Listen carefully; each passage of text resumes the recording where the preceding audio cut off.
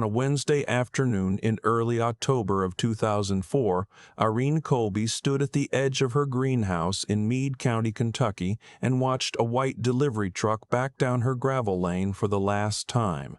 She didn't know it was the last time. She was holding a clipboard with a reorder form on it, and she was thinking about the flats of struggling seedlings in the second bay and the soil amendments she needed before the ground froze. And she was thinking she had maybe 6 weeks of her specialty inoculant supply left before things got difficult.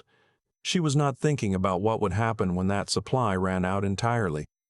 That came later. Let me tell you about Irene Colby, because you need to understand the woman before you can understand what she did. Irene was 52 years old in 2004. And she had been growing specialty vegetable starts for market farms and organic growers across a 4-county region of western Kentucky for 19 years. Not hobby gardening, not a weekend farm stand, commercial propagation at the level where growers with serious acreage depended on her seedlings the way a carpenter depends on a saw that stays sharp. She operated Colby Greenhouse and Propagation from a property on Old Flaherty Road that she and her late husband, Ray, had bought in 1983 for the soil and the southern exposure and the well that had never run low in any summer anyone could remember. Ray had died in 1999. Irene had kept the operation running alone, which was not something anyone who knew the operation well thought she could do. She did it anyway. The greenhouse itself was 11,000 square feet of connected Quonset structures that Irene had expanded twice, each time adding the bay when the demand outgrew the space. The heating system was an old oil-fired boiler that Ray had bought salvage from a shuttered commercial laundry in Elizabethtown and retrofitted with enough stubbornness and the help of a plumber named Walt Griggs to heat the entire structure through a Kentucky winter. The benching was custom-built from treated lumber and angle iron. The irrigation was a drip system Irene had designed herself on graph paper and installed with her oldest son one summer in the mid-90s. Everything in the operation had been built to last and maintained to prove it. What made Irene's seedlings different was not the greenhouse and not the equipment, it was the inoculant. For growers raising legumes, brassicas, and certain root vegetables in Meade County's heavy clay soils, mycorrhizal inoculants were the difference between a crop that struggled and a crop that performed. The right inoculant introduced beneficial fungi to the root zone at transplant, and in soils that had been conventionally farmed for decades and were biologically depleted. The difference in yield could be 30% or more. Irene had understood this before most extension agents in the region were willing to say it out loud. She had started sourcing and applying specialty inoculants to her transplants in 1991, when most of the options available to small commercial growers were either ineffective consumer products or research-grade materials, not practically available outside university programs. She had found her supplier through a retired agronomist named Clifton Marsh, who had consulted with her in 1990, and who had, at the end of a long conversation about soil biology, written a name on the back of a business card and handed it to her without further explanation. The name was Hedgerow Biological, a small company operating out of central Wisconsin that produced high-density mycorrhizal inoculants for the specialty agriculture market. They were not large. They did not advertise. Their product catalog was 4 pages, and the woman who answered the phone when you called knew the answer to every technical question you could think to ask. Irene had been ordering from Hedgerow Biological for 13 years. They had grown alongside each other in a modest, reliable way. Irene's operation had expanded. Hedgerow's product line had deepened. The relationship worked the way good agricultural relationships work, built on the specific knowledge of what each party needed and could provide, and on the understanding that neither one would waste the other's time. Hedgerow Biological's founder, a soil scientist named Howard Prill, retired in 2001. His daughter took over the business and ran it for 2 years before selling it to a regional agricultural inputs company based in Indianapolis. The Indianapolis company spent a year reviewing the product line. In September of 2004, they sent a letter to their account holders informing them that 14 product formulations were being discontinued effective 60 days from the date of the letter due to insufficient market volume to justify continued production. Irene received her letter on a Tuesday. She read it at her potting bench. She read it twice. Then she set it down next to a flat of winter squash seedlings she was preparing for a grower in Breckinridge County, and she stood there without moving for a long time. Of the 14 discontinued formulations, 4 of them were products she used every season. One of them, a heavy clay-specific blend she had been applying to her brassica starts for 9 years, was a formulation that, as far as she knew, nobody else made. The growers who received her transplants had built their fertility programs around those seedlings. Several of them had reduced their synthetic fertilizer inputs by half because of what Irene's starts did in their soil. If she couldn't inoculate the transplants correctly, she could keep selling seedlings, but she would be selling something diminished, something that looked the same from the outside and performed differently in the ground, and the growers who depended on her would figure that out within a season, and she would not be able to explain to them that it wasn't her fault in any way that would preserve the relationship. Let me tell you about what Irene did in the 60 days after that letter, because most growers in her position would have started calling their customers to explain the situation, to get ahead of the problem. Irene did not do that. Irene called Hedgerow Biological.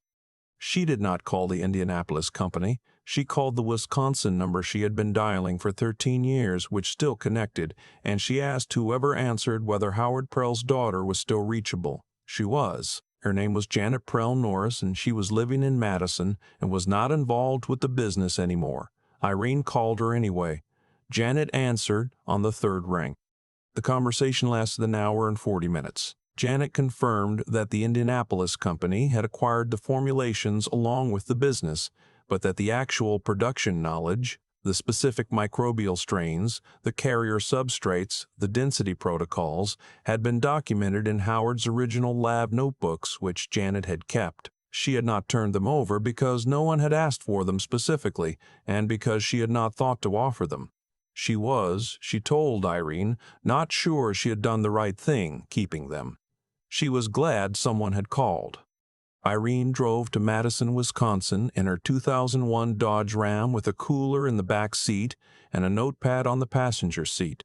She drove 480 miles and spent 2 days with Janet Prell Norris going through Howard Prell's lab notebooks, at Janet Prell Norris going through Howard Prell's lab notebooks at Janet's kitchen table. The notebooks were spiral-bound, written in pencil in a hand that was precise and small, and they contained the complete production methodology for every formulation Howard had ever developed, including the 4 that Irene needed. Janet made photocopies of the relevant sections on a flatbed scanner and printed them on her home printer. Irene paid for the paper and the ink in the coffee and offered Janet $3,000 for the documentation. Janet said that seemed wrong, that the notebooks were her father's work and that she felt it would have made him glad to know they were being used. She took $500 for her time and told Irene to call if she had questions about her father's shorthand, which was not always straightforward. Irene drove home with a cooler of coffee and a manila folder of photocopied lab notebooks and a problem that had changed shape. Have you ever watched someone receive what looks like a crisis and discover, somewhere in the middle of driving 480 miles alone in a truck, that it had actually handed them something they had needed for years without knowing it? That's what happened to Irene Colby somewhere around the Ohio border on the way back from Madison. She wasn't going to be able to buy her inoculants anymore. She was going to have to make them, and if she was going to make them, she was going to have to understand them in a way she had never been required to understand them before. She found, somewhere around the 2nd hour of driving through Indiana farmland, that she was not afraid of that. She was, in a way she couldn't quite articulate to herself yet, ready for it. Making mycorrhizal inoculants is not the same as gardening. It requires an understanding of microbiology, carrier chemistry, and contamination control that is closer to pharmaceutical production than to agriculture. Irene had a greenhouse operation and a propagation background and a solid working knowledge of soil biology. What she did not have was a lab.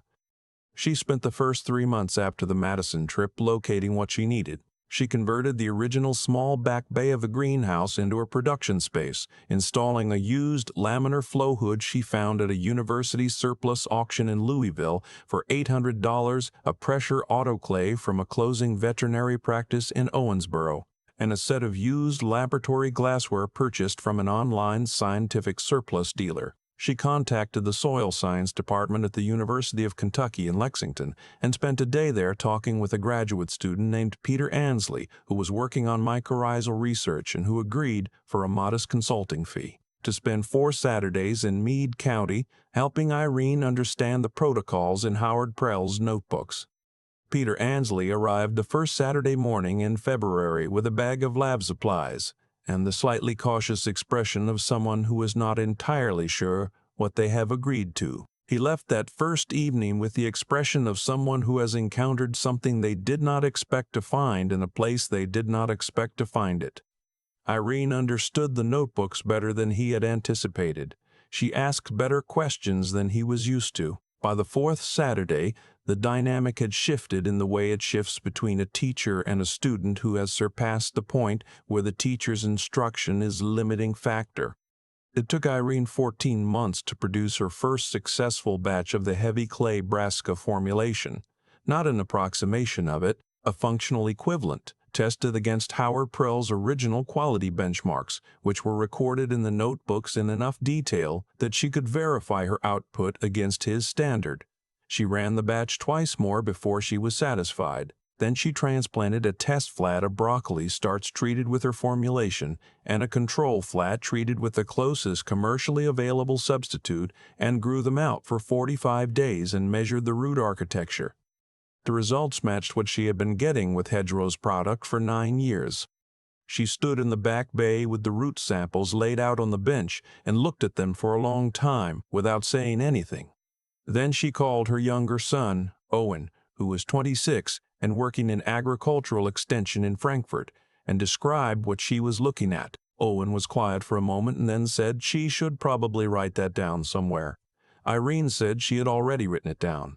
Owen said he figured, "Let me tell you about what happened in the spring of 2007, because that's when the calls started coming from growers she'd never spoken to before. There were in the organic and sustainable agriculture community in western and central Kentucky perhaps 40 or 50 growers who had been working with mycorrhizal inoculants in some form since the late 90s. Most of them had been buying from the Indianapolis company, which had continued selling the remaining Hedgerow formulations at reduced quality while the inventory lasted, and then had shifted to a generic broad-spectrum product that worked adequately in ordinary soils and inadequately in the heavy clay soils that characterized much of the region. The growers in those clay soils had noticed the difference within 2 seasons. Several of them had started asking around. Word travels in the farming community in ways that don't show up in trade publications. It travels at the seed swap and at the farmer's market loading dock and at the back table of the feed store, where the older operators sit on Saturday mornings and talk about what's working and what isn't. The word that traveled about Irene Colby in 2007 was specific. Her transplants were different. Growers who had been buying starch from her for years were seeing things in their soil that growers using other sources were not seeing. Nobody knew exactly what she was doing, but the results were consistent enough that people had started paying attention. The first call from a stranger came from a grower named Raymond Sheets in Hardin County, who raised about 40 acres of mixed vegetables for regional grocers and who had been struggling with brassica establishment in a low-lying field that had been in row crops for 30 years. Raymond had gotten Irene's name from a grower he knew who had been buying from her for years. He called on a Tuesday in March, half expecting to be told she didn't have capacity for new accounts. Irene told him to come by on a Thursday. Raymond drove to Meade County on Thursday morning and spent 2 hours walking the greenhouse with Irene while she explained what she was doing and why. He was a careful man who had been farming seriously for 20 years, and he asked careful questions. At the end of the 2 hours, He stood at the propagation bench where Irene had a flat of cabbage starts ready to go out that week, and he held one of them up and looked at the root ball the way you look at something that confirms a thing you had suspected but hadn't been able to verify. He placed an order for 200 flats before he left the driveway. After Raymond Sheets, there were others. Not many at first, a handful of new accounts each season, but the calls kept coming, and Irene kept answering them, and by 2009 she had a waiting list for spring starts that she had never had before, and a secondary inquiry line from growers who were not asking about transplants at all. They were asking about the inoculant. Irene had not intended to sell inoculant. She had made it for her own operation, but the questions were persistent and specific, and came from growers who understood enough about soil biology to know what they were asking. And she found that saying she couldn't help them when she could help them was not something she was comfortable doing. She started selling inoculant in small batches in 2009. She did not advertise. She did not have a website. She had a notebook in the production bay with the names of growers and the formulations they had ordered, and she made batches when the orders warranted them. And she answered the phone when people called with technical questions, which she treated as part of the service regardless of whether they were paying for it. The company in Indianapolis, the one that had discontinued hedgerow specialty lines 5 years earlier, was still selling agricultural biologicals in 2009. They had a regional sales representative who called on Irene twice in 2009 and 2010, looking to supply her operation with their current product line. Irene explained both times with complete courtesy and without elaborating more than was necessary that she had made alternative arrangements. The sales representative, a young man who was working from a tablet with a rehearsed presentation, did not entirely understand what she meant. That was fine. He didn't need to. Let me tell you about 2011, because that's the year the production space stopped being adequate. Irene had been running her inoculant production out of the converted back bay for 6 years. The space worked, but she was running it at capacity for 6 months of the year and turning down orders she could have filled if she had more production room. The laminar flow hood she had bought at auction in 2006 was aging. She had rebuilt the blower twice and replaced the HEPA filter 3 times and understood its remaining lifespan in the way you understand the remaining lifespan of any piece of equipment you have learned thoroughly. It was not infinite. She found a replacement at the estate sale of a closed research laboratory at a small pharmaceutical company in Clarksville, Tennessee. A 2003 model 6-foot laminar flow hood, fully functional with a new HEPA filter still in the original packaging. The asking price was $2,200. Irene drove to Clarksville, inspected it for 90 minutes, confirmed it was sound, and bought it. She also bought, while she was there, a used benchtop autoclave and a set of stainless steel mixing vessels that she recognized would serve her better than what she had. Getting the hood back to Meade County required a rented flatbed trailer, her son Owen, and 5 hours of driving that Owen described afterward as the most anxious he had ever spent in a vehicle.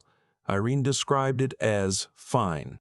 With the new hood and the additional vessels, she expanded her production capacity by roughly 40% without hiring anyone. She had not hired anyone yet. The operation was still Irene alone, with Owen helping during spring push and a neighbor's daughter named Addie Crum, who came 2 days a week in the busy season to help with potting and labeling. Irene ran it lean the way her father had taught her to run anything, on the principle that adding people before you needed them created complexity before you were ready for it, and that the time to expand was after demand had proven itself, not in anticipation of it.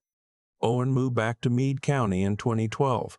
He had spent 6 years in extension work and had come back with a knowledge of production agriculture systems and grant writing that Irene did not have, and that the operation was starting to need. He had also come back, though he didn't say this directly, for several months, because he had spent 6 years watching what his mother was building and had concluded that it was more interesting and more important than what he was doing elsewhere. Owen took over the business side. He organized the customer records, which by then had grown into 2 cardboard boxes of notebooks and order sheets, into a spreadsheet, and then into a proper customer database over the course of a winter. He applied for a USDA Sustainable Agriculture Research and Education grant that funded a soil biology study comparing outcomes from Irene's formulations against standard commercial products in the heavy clay soils of 4 Kentucky counties. The study ran for 2 growing seasons and produced results that Peter Ansley, now a professor at UK, helped Owen write into a technical report that they published to a Sustainable Agriculture journal. Irene watched Owen do this the way she had watched everything that happened in her operation, with the focused, slightly reserved attention of someone who is evaluating whether the outcome will be right, withholding judgment until it is. The outcome was right. The published report generated a different kind of inquiry than the word-of-mouth calls she had been getting from individual growers. It generated calls from extension offices, from regional sustainable agriculture networks, and from 2 organic certification bodies that wanted to list her formulations in their approved inputs directories. Irene agreed to the listings and maintained them and did not change her pricing or her production approach in response to them. Let me tell you about the morning in April of 2018 when Irene Colby turned 66 years old, because that morning tells you what the previous 14 years had built. Owen arrived at the greenhouse at 6:30 and found his mother already in the production bay checking a batch that had been running overnight. Addie Crum, who had gone from 2 days a week to full-time over 4 years, was setting up the potting line for a large spring order. A young woman named Tess Briard, who had come to work for Irene 2 years earlier after completing a soil science degree at Murray State, was in the lab space documenting a new formulation trial she had been running since January. Owen made coffee in the small office that had once been a storage room and brought a cup to each of them, and then he stood in the door of the production bay and watched his mother work with the same attention she had used to watch him. The operation had not become large in any conventional sense. It was not a business with a marketing department or a national sales footprint or a management structure. It was a woman and 4 people who understood the work running a greenhouse and a biological production facility from a property on Old Flaherty Road in Meade County, Kentucky, supplying transplants to 62 growers in 6 states, and inoculant formulations to a network of sustainable agriculture operations that had found them in the way people find things that aren't advertised but that work, which is to say, by asking other people who know. Irene came out of the production bay at noon, and Owen had ordered barbecue from a place in Brandenburg, and they ate at the potting bench with trays of seedlings on both sides of them, the same way she had eaten at the bench 100 times, the same way it had always been at Colby Greenhouse. Work and life so thoroughly mixed that marking one separately from the other was not something that had ever felt necessary. Irene was not a person who made speeches. She ate, and she looked at the production bay, and she said to no particular person that they were sitting pretty well for April. Tess looked up from the bench and said that they were sitting very well for April. Owen agreed. Addie said nothing but smiled in the way of someone who had been in the room long enough to understand that this was Irene's version of a celebration. Let me tell you about what the production bay held that spring, because an inventory tells a story more precisely than any description of the person who assembled it. There were in the production bay of Colby Greenhouse and Propagation in April of 2018, 8 distinct mycorrhizal formulations adapted to the specific soil conditions of different farming systems in the Mid-South. 3 of them were derived directly from Howard Prell's original notebooks. 2 of them were modifications Irene had developed herself in response to problems her growers had described, adjusting strain ratios and carrier substrates until she had something that addressed what they were seeing in the field. One of them was a formulation that Tess Briard had developed from scratch under Irene's supervision, using the same notebook-first methodology that Peter Ansley had used to teach Irene in 2005, passed down now another generation into younger hands. The growers who called Colby Greenhouse in 2018 were not the same growers who had called in 2007. Some of those original accounts had retired or sold their land. The growers calling now were younger, many of them first-generation farmers who had come into sustainable agriculture after the specialty biological supply had already consolidated and simplified. who had never known a time when you could call a regional distributor and order a heavy clay-specific mycorrhizal inoculant formulated for Kentucky conditions and receive it in a week. For those growers, Colby Greenhouse was not a workaround. It was simply where you called, because they had it and they knew what they were talking about, and the price was honest, and the product did what it was supposed to do in the soil where they were using it. The Indianapolis company that had discontinued Hedgerow's specialty lines in 2004 had itself been acquired twice since then. The current parent company operated a catalog of agricultural biologicals that covered the mainstream market competently. Their website had a search function. It returned no results for heavy clay brassica inoculant or Kentucky-specific mycorrhizal transplant amendment, or most of the things that the growers in Irene's network actually needed. The search function worked correctly. The products were simply not there. They know where to find them, though. The ones who need them badly enough always find their way to Old Flaherty Road in Meade County, and they talk to Irene or Owen or Tess, and they walk out with what they came for. And sometimes they ask how the operation still has formulations that nobody else has, and the answer is always the same. A woman drove to Madison in 2004 and spent 2 days reading a soil scientist's notebooks at a kitchen table. And then she drove home and spent 14 months figuring out how to make what was in those notebooks, and she taught the people around her to understand it. And the knowledge never left the building, and the work never stopped, and the growers who depended on it kept finding their way back. There is a photograph on the wall of the small office at Colby Greenhouse. It is a picture of Irene and her late husband Ray standing in the first bay of the original greenhouse in 1987, both of them looking at a flat of pepper seedlings with a concentration of people who are evaluating something seriously and are not finished with it yet. Irene is 35 in the photograph. Ray has his hand on the bench the way he always stood when he was thinking. The photograph has been on that wall since 1999, the year Ray died. And Irene put it there not as a memorial but as a reminder of what the place had been built for and what it was supposed to stay. The greenhouse beneath it has changed. The people working in it have changed. The production bay behind it did not exist when that photograph was taken. None of those changes altered the thing the photograph shows, which is two people looking at something they have grown from a seed and understanding, without needing to say it, that the value of what you are holding is not determined by what someone else is willing to supply you, but by whether you took the trouble to understand it well enough to keep it alive when the supply ran out.